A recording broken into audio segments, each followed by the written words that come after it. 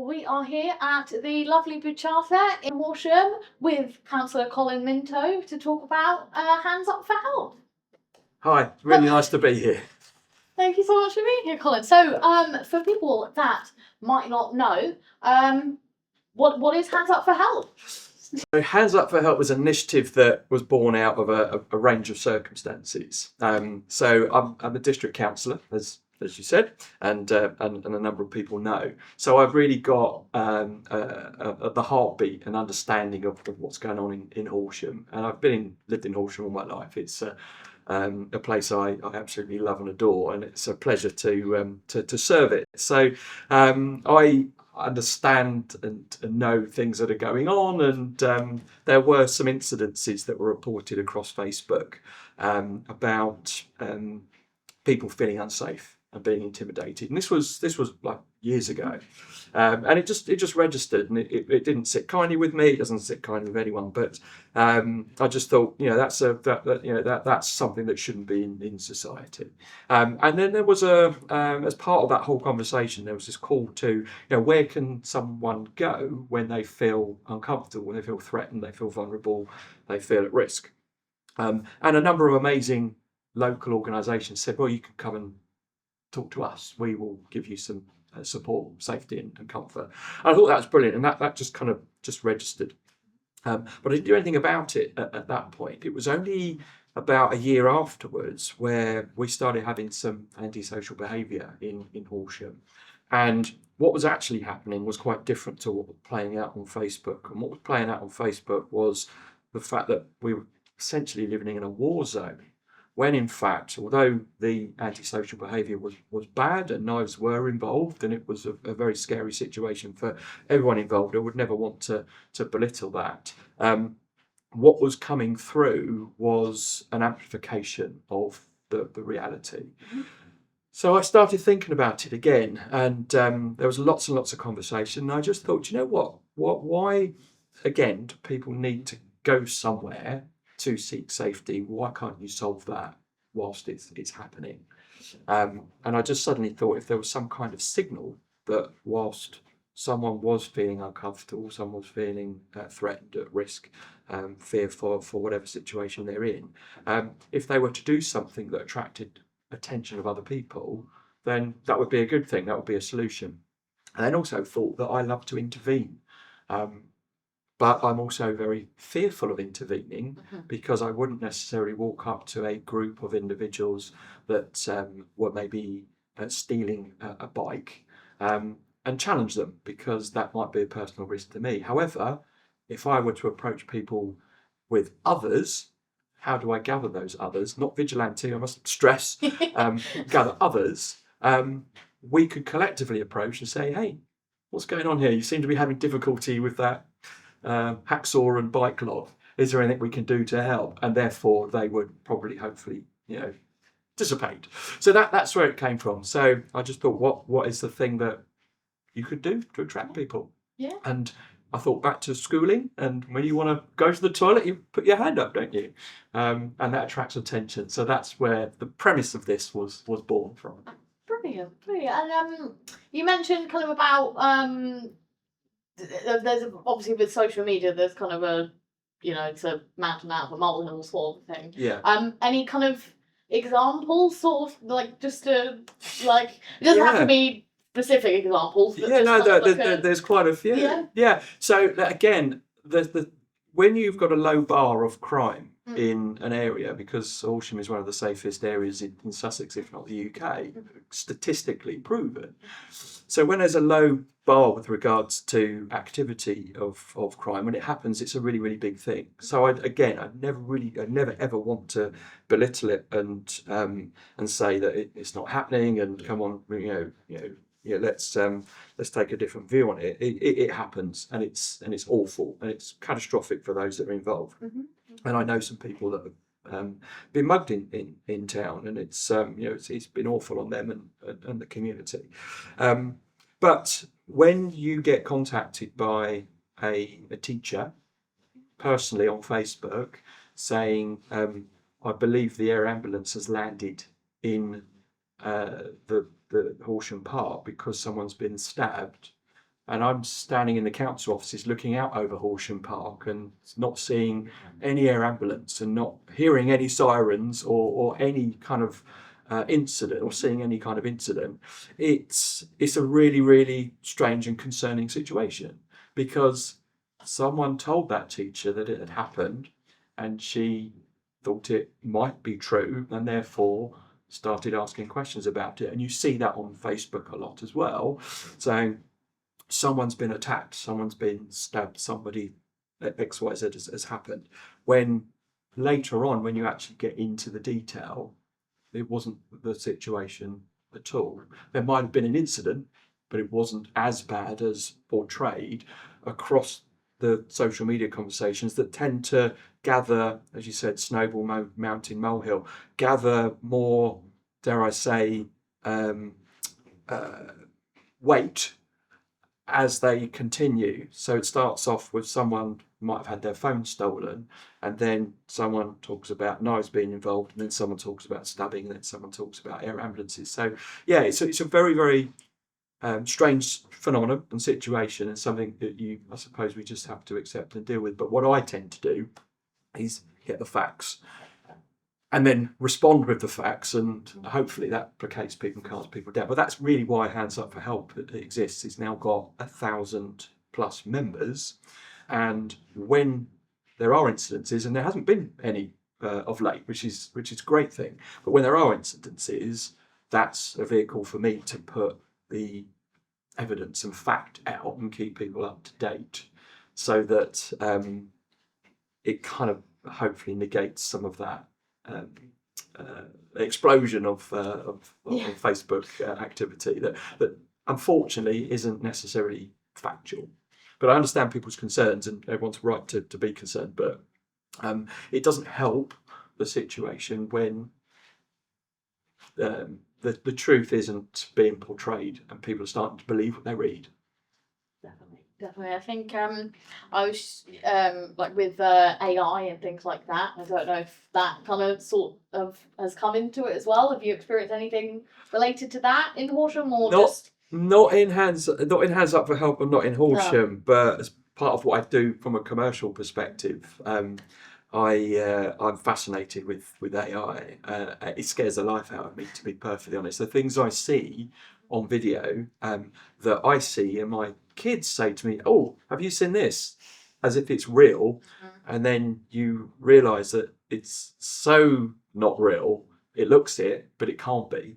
And then when you drill into the messages and people saying AI, that's AI, and I see so many things now where AI businesses are tagging it, which is showing that it's AI, so they can promote themselves. And I had a conversation with my wife last night actually about anything that is AI produced should really carry some kind of marking so that you know it's not real. But I suppose that's not the purpose of why some people produce this stuff, because they want people to believe the stuff that's not quite real. So yeah, it's a really difficult one, but a very long way of answering your question. I'm sorry, but I think people would be interested to hear that yeah, it's a thing now. We've got to get used to it, and it goes back to the premise of Hands Up for Help. That's fake. There's fake news as well, and there's unfortunately twists of truth on social media. And did they always used to say, if you see it on film, if you see it on the telly, it's got to be real. So it's believable. I literally see things and go, oh my god, I can't believe that's just happened. And then I'm like, well hang on a minute, Colin. Logic check, is it real? Ah, right, okay. Even I've been kind of like hooked into it and fooled. Yeah, it's easy to. I've done so. I'm sure a lot of people have as well. It's very easy. So I mean, we've spoken a lot about social media. Do you think that social media has had a positive impact on members now that people are putting their hands up for help? Well, it's an interesting one. The Hands Up for Help were the signal. I obviously originally wanted people to, if they were in a moment of distress, vulnerability, threat, that they would put their hand up, because everyone knows the theory behind the group, and that is the signal that would attract people to walk over to that individual and say, is everything okay? Yeah. So, given an example, there were a group of young women walking through town, being followed by a group of young men. They felt intimidated. This is what was put onto Facebook, and someone said, "Where could they go if people? Where can you go if someone was threatening you?" That was the life situation. I then thought, if someone in that group put their hand up, a number of things would happen. One, the people behind that were following and intimidating would think, "What's going on here? There's a group we're following. All of them would put their hands up." Yeah, it would maybe stop and make them think. Yeah. Secondary to that, people would see the hands up and gravitate towards the individuals. Yeah. And let's say it was me gravitating towards those individuals. The people that were intimidating them would look at me, a middle-aged man, and say, "Hang on a minute, Dad's turned up," or "Hang on, what's happening here?" If two or three of us gravitate towards that group, then all of a sudden it's a safety in numbers and the whole dynamic switches, and you would hope that those individuals would quickly move away. So that's the premise of it. Has that ever happened? There hasn't been a case where that's been reported that someone's put their hand up requesting for help. Neither has anyone said that they stood there and put their hands up and asked for people to help them intervene safely in a threatening situation. But what it has done is created a community of 1,000+ people that are, I call them the Horsham Niceys. I grew up as a kid and there was a group of individuals that were known as the Horsham Nasties, so I've nicknamed us the Horsham Niceys, that genuinely want to help. So there's conversation on the group about, can someone potentially help me with this?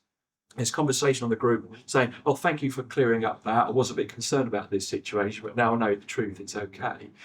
We've had one here where we come together and we talk about some of the concerns that people might have and some of the initiatives we might want to run. And one of those initiatives is the Hands Up for Help Safe Spaces, which is going back to that original piece where can you go if one feels uncomfortable? Well, we've got stickers now.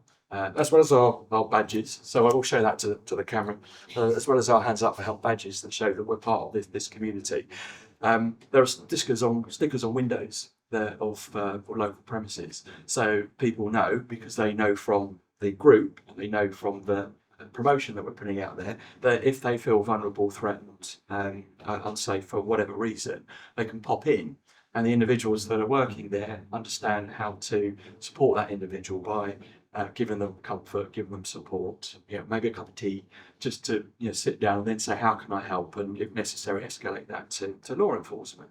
So there's a number of things that the group has done to make people feel that they belong, they're part of something, that they can be informed, they can ask for help, they can receive help, and they can feel safe. So yes, there's a tremendous amount that's come out of it. Fantastic. That's really fantastic. And what does you've achieved so much? What do you think? Any more planned for the future for Hands Up for Help, or getting in other towns? Yes. And things like that. Great question. Well, I mean, there's still so much to do in Horsham. There's a lot of people that can still join the group, and it's on Facebook and Hands Up for Help, and everyone's more than welcome. We want to build out the Safe Spaces initiative and get more companies and organisations to display the sticker and be educated on how to support people when they come in. One of the things we talked about in the last meeting is what can we do physically. It's not everyone lives online, and not everyone wants to spend as much time as I do on Facebook and online. So what can we do to create meetups? And what would those meetups be? Because the whole premise of this is to feel safe. I have to be careful when I talk about getting together and patrolling, because it's not about that. But what we did think about is, why don't we have some visibility? Someone mentioned, let's get some Hands Up for Help high-vis jackets, so that we can all meet in the park and we can walk around the park. It's getting darker. The antisocial behaviours tends to happen at the night time when in dark places in dark areas. So should we have a nighttime walk? so that we just walk and talk and technically have one of our meetings about how we're doing and how we're feeling, but to have visibility, not to be a voluntary police force or a vigilante group. I mean, it's the absolute reverse to that. But I think it will make those people that come feel safe to be able to walk together in a group of like-minded and supportive individuals. But equally, some visibility there to make other people potentially feel safe. And maybe if there's anyone that wants to engage in antisocial behaviour, they'll think twice about doing it.